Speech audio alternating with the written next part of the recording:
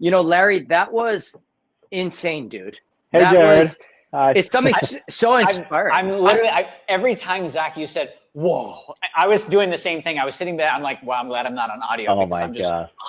all those shots are You guys, amazing. just stop so it. Good. We're just all No, BFFs. and honestly, I'm going to go in the parking lot after this and go take pictures of the cars. I'm so excited right now. Well, there's two things I say. I mean, a huge thing also is, Larry, I wouldn't sell yourself short on that National Geographic cover. I very specifically remember you talking about shooting that Toyota about the fires that was up here in California. And that is absolutely something that could be a crossover.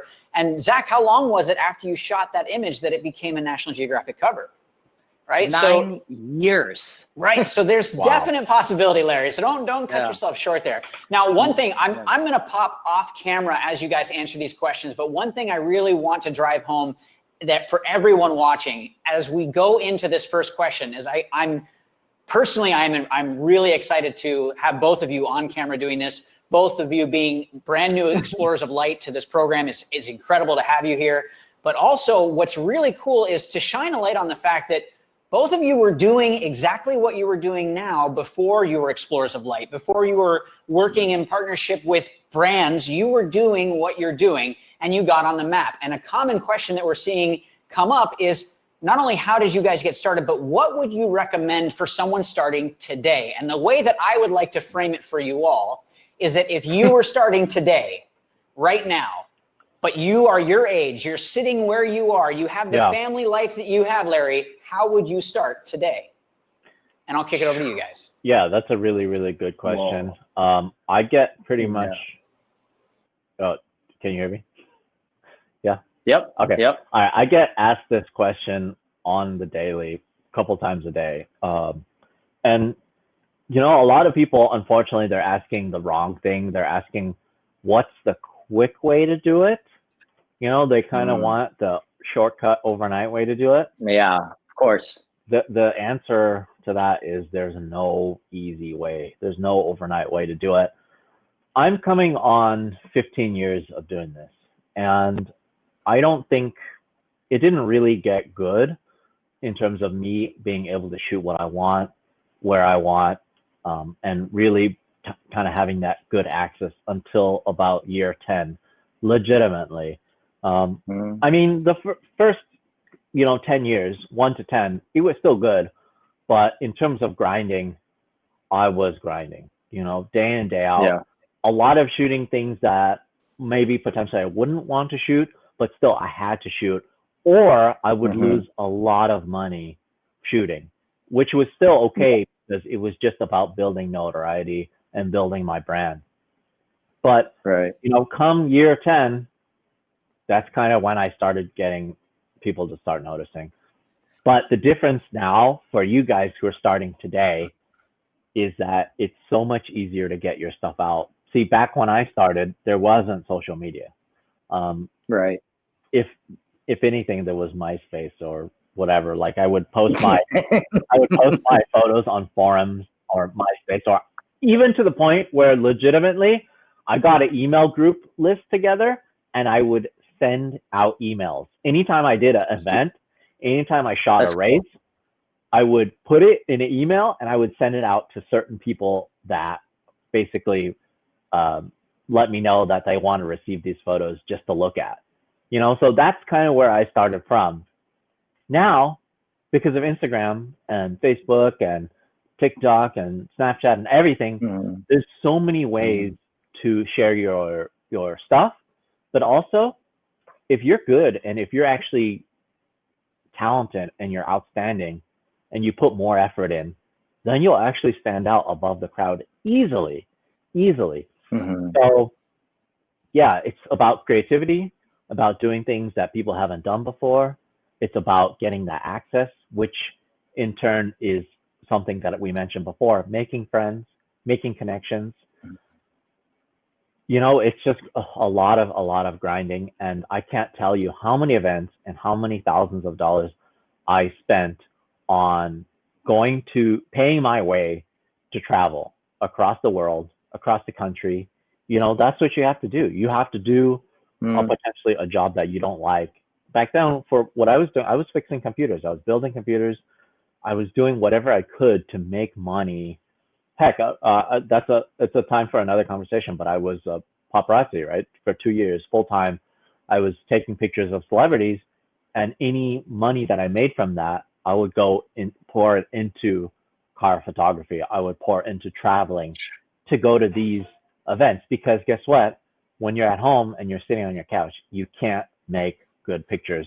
And that goes for any kind of photography. That goes for surfing, that goes for wedding photography, whatever kind of photography you want to get into. You just have to put yourself out there, and you have to stand above the crowd. Yeah.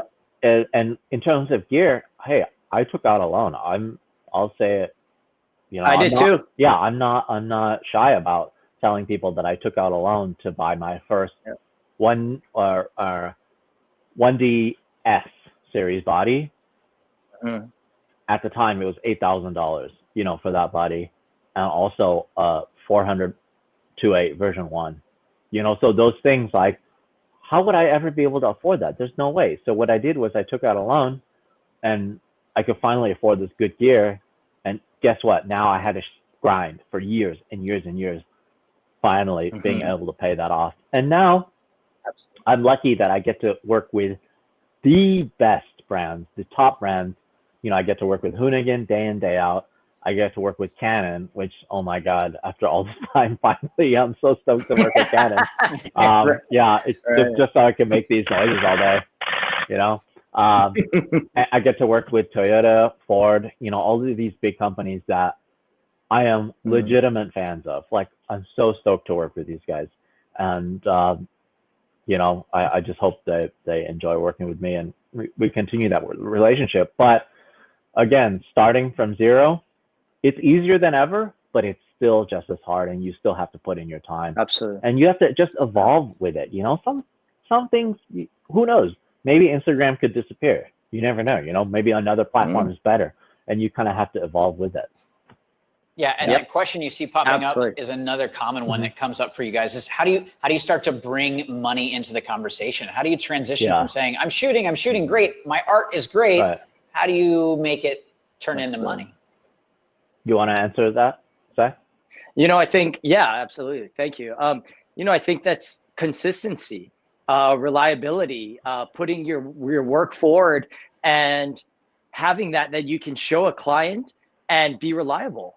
Because if you can't have that reliability to deliver the product or the imagery or how they're doing, a lot of times working with a client, you'll find that they will set a mood board. But those are your parameters, and then you put your own creativity into it. That's why they're hiring you. That's why they're hiring us. There's points where they're like, this is what I want, and that's our outline. Now go and use your creativity to use it and put your own touches on it to make the imagery that you're known for. So I think that comes in time with consistency, putting your name out there. And again, with what Larry was saying, creating those relationships, putting your name out there and doing that. It doesn't mean going out there and trying to shoot everything for free or to pigeonhole yourself in that way, but definitely put in your time, and all of that will come. Social media has been amazing. It is a gift and a curse. I go back and forth on social media all the time, but it has been such a gift in the way that it's opened the doors. It has allowed for easier and quicker access to brands directly. But with that, you need to conduct yourself in that professional manner, delivering on the time, and just with quality. So keep doing with what you're doing, and it'll all come into play with that, and lead it into that next conversation with your client. And just to add to that real quick, I think a lot of it just also comes down to your confidence. If you have that confidence level to go into it, and you think that it's something that you can handle, then potentially it's worth money. You know, so so much of it is that these people are paying for your time, and companies don't want free stuff. You know, they want the best stuff. And if they have to pay you for your work to get the best stuff, then, you know, naturally, a lot of times they will actually reach out. Yeah. So, you know, both of you referenced, you know, gear and working with gear. And before we get to this one that just popped up, when did you kind of say, okay, I need to upgrade my gear, or, you know what, now's the time where I need to upgrade? Did you find that you were making money then that made you say, I need to change my gear, or do you find you outgrew your gear? Because we hear that question often, right? You know, like, oh, I need to upgrade to get the job. Did you need to upgrade to get the job, or was it a want? That's a good question. And the quick, easy answer for that is the photos. I could see it in the photos. As soon as the gear is limiting you in making these photos, then that's when you need to upgrade gear. It's not about the money thing. You know, if you are going into photography to make money, it's definitely the wrong thing to get into, because it's something that you want to do, you know, not because you can make a lot of money from it. If you want to make a lot of money, just do something else, you know? but if you want to love what you're doing and enjoy and create, that's what it's for you. So absolutely, with what Larry said on that, it's not the need to make the money or to get the job per se. You can get it done with the equipment to a degree, but it's definitely something that helps and enhances it. And, you know, after seeing all of Larry's images, I can't wait to get my hands on the 1DX Mark III and have my own. I've tested it several times, and so I'm looking forward to that very soon. Thanks a lot, Larry. Yeah, and so the question that came up was from John Gabriel Austin, and he was saying, you know, how do you go out and get jobs for a specific event? You know, he's over in the Philippines, and he's saying, you know, it might not be such a big thing over here. You know, what steps do you take? Because I know both of you, access is something that we talk about all the time, right? Access gives you that certain view that you might not have had before. How do you go about doing that? Well, in the car world, you just can't limit yourself to the Philippines.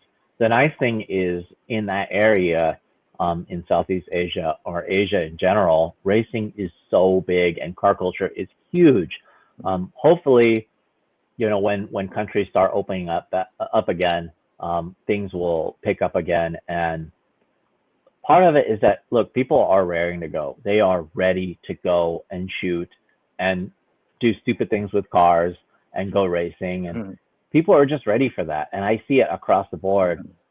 You just can't limit yourself. Like, the most recent people that I see that have gone into the car industry that I work with and that I've been exposed to that are successful are the people that put in the most sacrifice, and also they travel the most. They travel all over the world. It doesn't matter where they're based out of.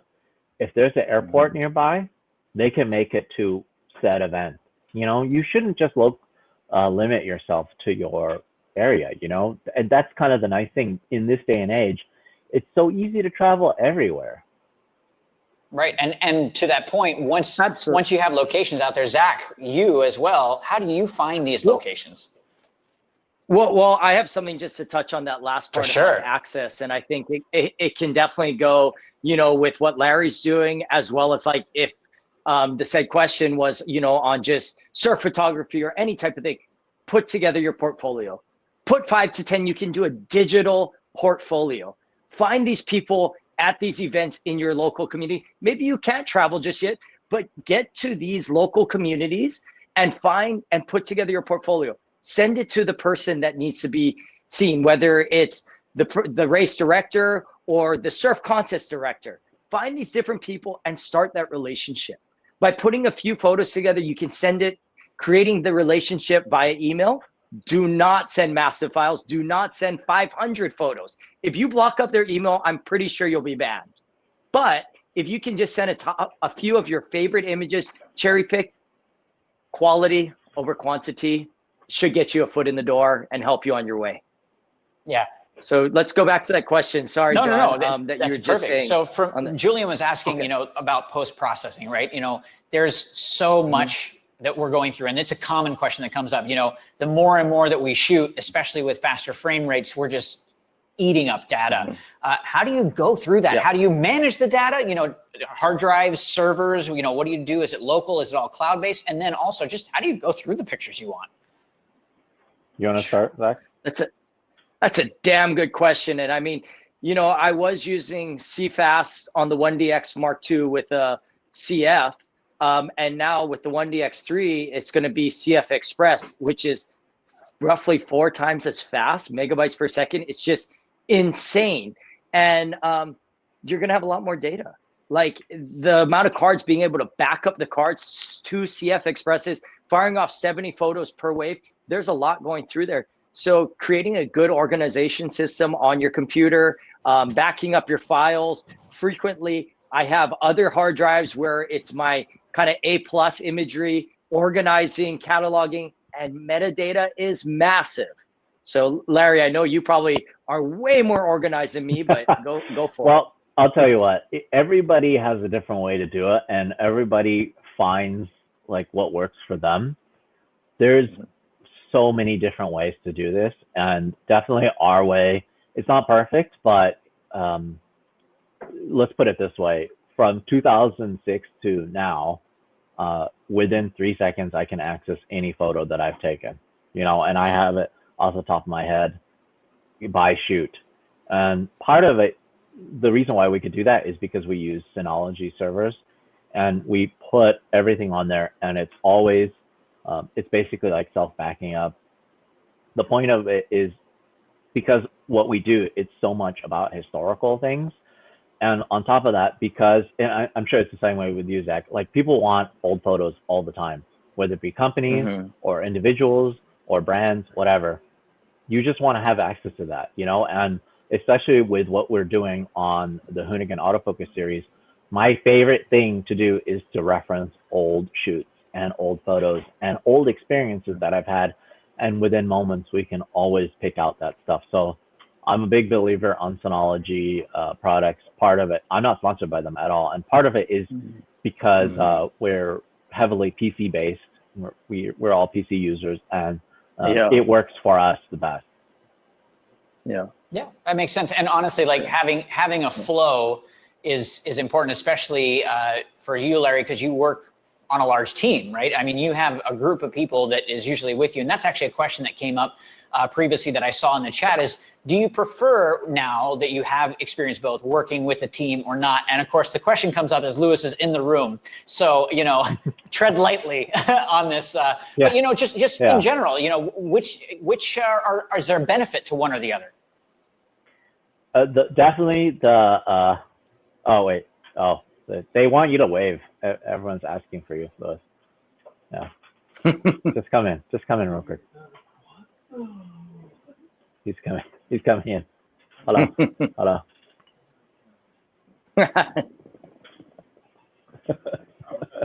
Yeah, so anyways, it's so nice to have a really good, talented group of guys to help me. So the Hoonigan autofocus crew, it's just 4 of us. And for us to be able to handle this channel and also do all the commercial work that we're doing and to all the shoots that we're doing, it's definitely tough. It helps to have help. It's just so nice because I can focus on certain things. I can shoot more actually, and I can hand off a lot of the other things like certain just basic post-processing, basic organization, and just a couple certain logistical things I can hand off to the guys, and that helps so much.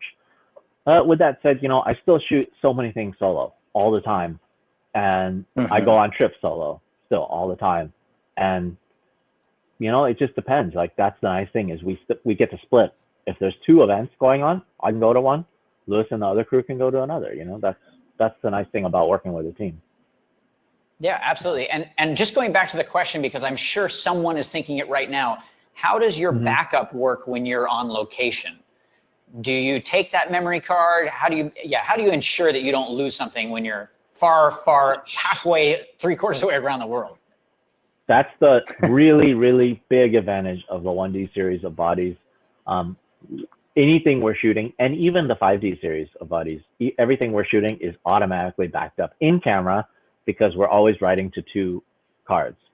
And then from that, in between a session of shooting, we between sets actually hand off. Yeah, in between sets, we actually hand off a card, and then one of the guys does a DIT on it or does a run on it where they copy it to the laptop, and then right away they back it up on one hard drive, and then at the end of the day we do another hard drive. So a lot of these big jobs that we do, they will even try to make sure, like, as morbid as it sounds, well, they'll actually try to make sure that there's two main copies that are on different flights. I mean, Yeah. but you, Wow, that's crazy. with that said, you just never know, because potentially, let's say it gets stolen, you know, you never know. Yeah. You know, it's just, if you're sleeping on the flight and somebody rummages through your stuff, they could steal your hard drives or whatever. Yeah. There's just no way to know, you know, even to the point where it could be like, if you have to evacuate for whatever reason, you know, you have to leave the stuff on there. You just never know. And with these big shoots, for example, at Gymkhana, when we got to shoot Gymkhana, could you imagine this budget of this production, you know, whatever, over $1 million, and it's just sitting on this hard drive, you know? So that's it. That's what it exists from all that work. Yeah, so it's really important. Yeah, absolutely. Jeez. I've done many times where I've put it on multiple different hard drives, or even try to upload a few, you know what I mean, of the very key shots when I'll go on a surf trip, and you get that shot and you're like, this should be a cover. This should be, you know, those are the ones that then go to, you know, the cloud, as well as the thumb drive there, as well as that hard drive there, in separate bags, just as you were saying, you know what I mean? And like, can't always have the luxury of two different flights, because it's just me generally a lot of times. But yeah, kind of separating in different places, or leaving some put back on the memory card, or the thumb drive and the hard drive in separate places. Always good to have and back up in that sense. The worst thing to ever happen for us is to lose something that we've shot already. There's that, and lose edits that we've already done. That happens more often than I'd like, but part of it is because we're shooting so much, and I'm pretty prideful in that we've kind of modified the way we do things, so it just happens as little as possible. But man, if you guys kind of see the content and how much we're shooting, we pretty much shoot every day. And if you look at Hoonigan AutoFocus, we're coming out with 3 episodes every week, and it's so much stuff that we're shooting. Sometimes, you know, we just misplace a certain file or a certain audio file or whatever. You know, you just never know.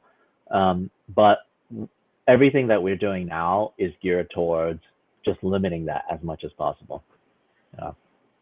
Yeah, absolutely. And guys, as we start to kind of round out this Q&A, one thing that definitely came up many, many times is kind of going back to camera settings, because both of you mentioned really learning your cameras, knowing your cameras, and knowing them inside and out. But both, even though you both referenced using manual often, a lot of your fans, like you said, watch your videos, and they've noticed, hey, you shoot in aperture priority sometimes as well. Talk about maybe why you might flip between the two of, let's say, manual and anything else, aperture priority, shutter priority, and where they could be beneficial. You want to start, Zach?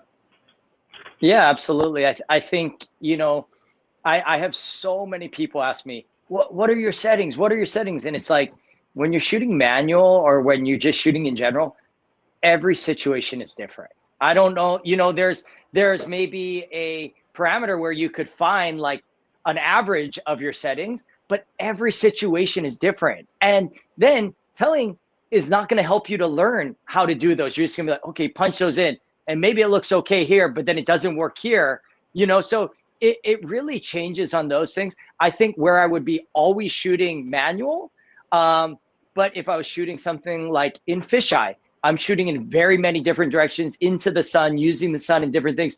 I then want to go shutter priority. So in something like that, then I'll go TV, shutter priority, so that I know that I maintain the fastest shutter that I need to freeze the water and the action. But that's pretty much the only kind of sense in that I would want to change or shoot. It's only with a fisheye. Otherwise, I'm pretty much sticking to manual, aperture priority in a few like rare instances, if I'm trying to shoot it wide open.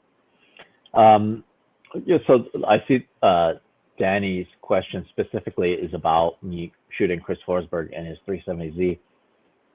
That, to me, AV, TV, and manual, those 3, it's not so much about, hey, using manual to shoot or using AV or TV. It's about using the correct setting for the image. You know, so AV, TV, and manual, in essence, are their own settings. You know, so You just have to use the right tool for what you're trying to capture.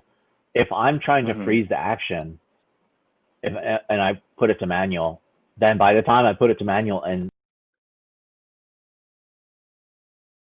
gone already, you know, Right. it happened and it's gone and I missed it.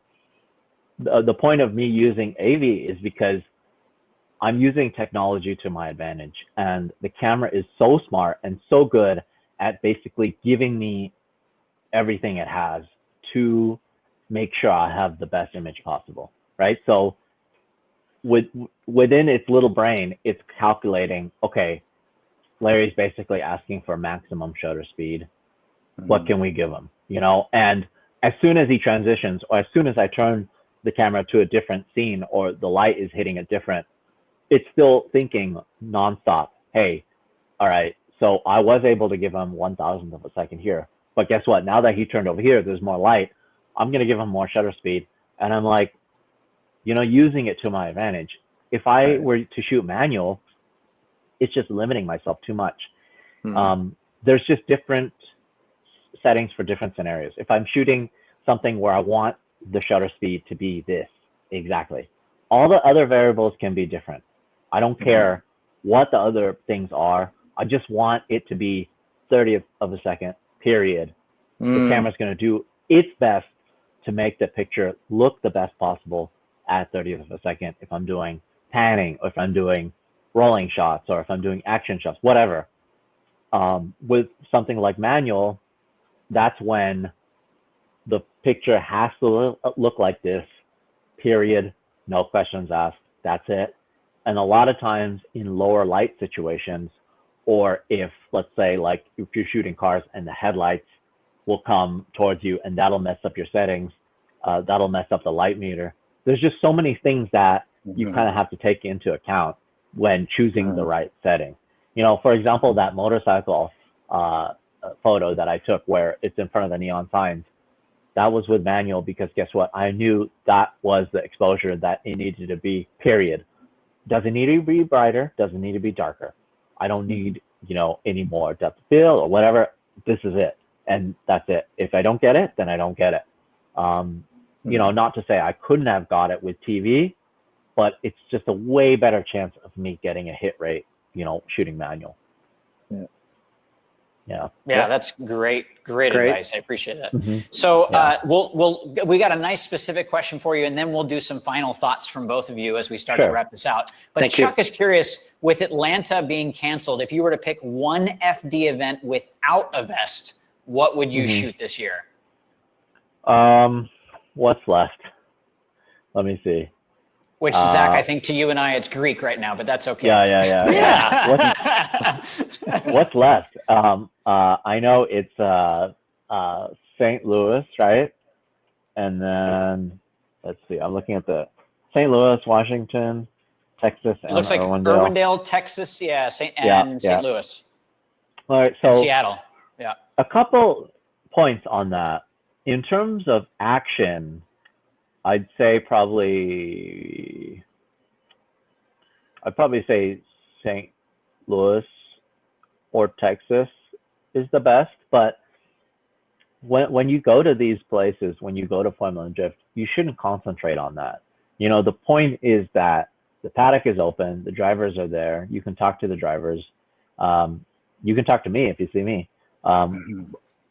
The point is that you should take advantage of certain things that are allotted. You know, like you should take advantage of the fact that, for example, if you go to Monroe, Washington, where they're warming up their tires, you can be right there. You're like on the other side of the fence, right there. And you can get a face full of tire dust if you want.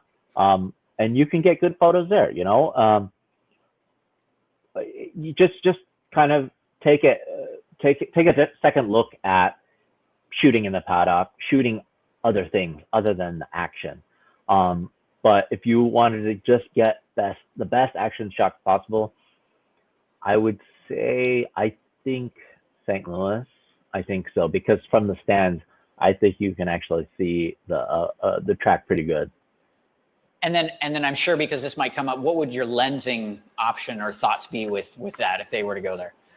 Definitely, if you can get a cheaper long lens, like if you can get, like the best option would be a 100 or 400, to just get better range. I'm not really big on shooting super far. And for me, shooting with a 400, it's more about the shape of the image versus actually getting the distance. I don't really care about the distance. But in that instance, if you're just stuck in one place, then you have to use like a 100, 400. Yeah, great. All right, so gentlemen, I'll take it to you to your final thoughts, and then Zach, I'll let you close us out.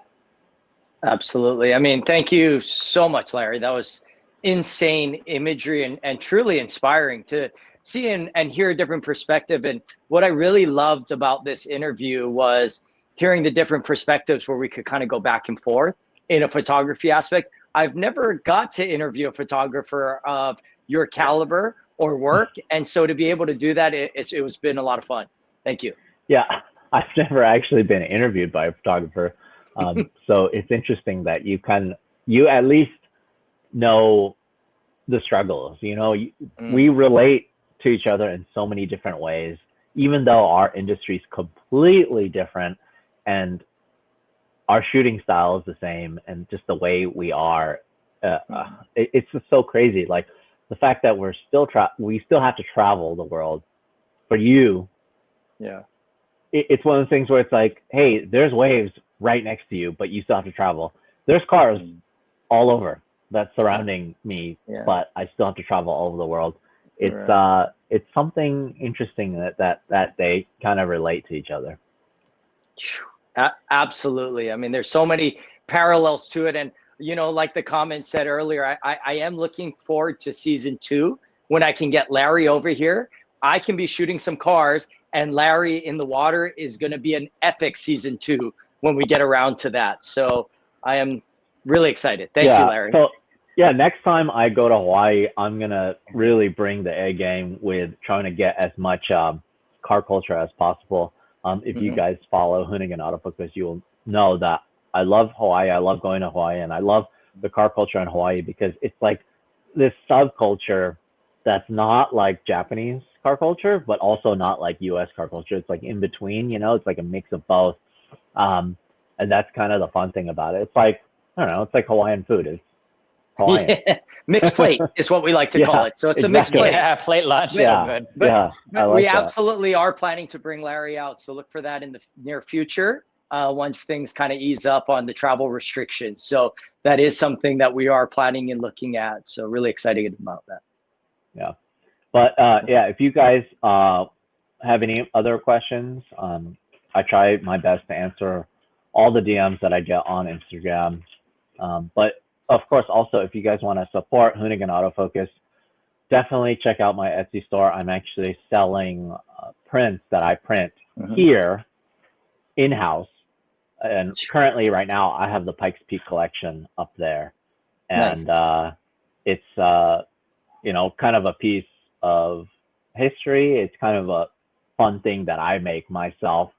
You know, I print out everyone, I sign everyone, and you know, I always like to give some extra gifts in everyone. So definitely that helps keep us going, especially right now, since we're not really shooting that many commercial jobs. Well, yeah, like Daniel said, literally in your house is where you're printing these, just to your right. Oh yeah, yeah, just over here. Yeah, actually, that's if you guys notice on my Instagram, what I use to prop up my laptop is 2 ink cartridges from the Canon, the actual printer. Yeah, well, that and on top of 1D bodies or boxes.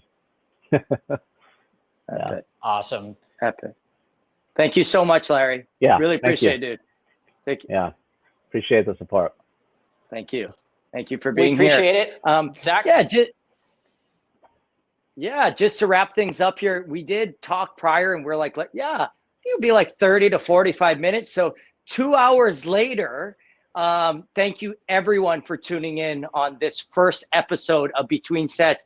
Thank you so much to my partners, Urban Armor Gear, Ruka, Canon, Lexar, Joby, for making this possible to be able to stream this and bring this right to you. So look forward to next week's episode, same time, same place, Really appreciate it, and take care. Thank you, everyone, for joining us. Stay safe. Thanks, guys. Thank you for tuning in to this week's episode of Between Sets. Make sure to like and subscribe to be tuned in on all future episodes. Thank you.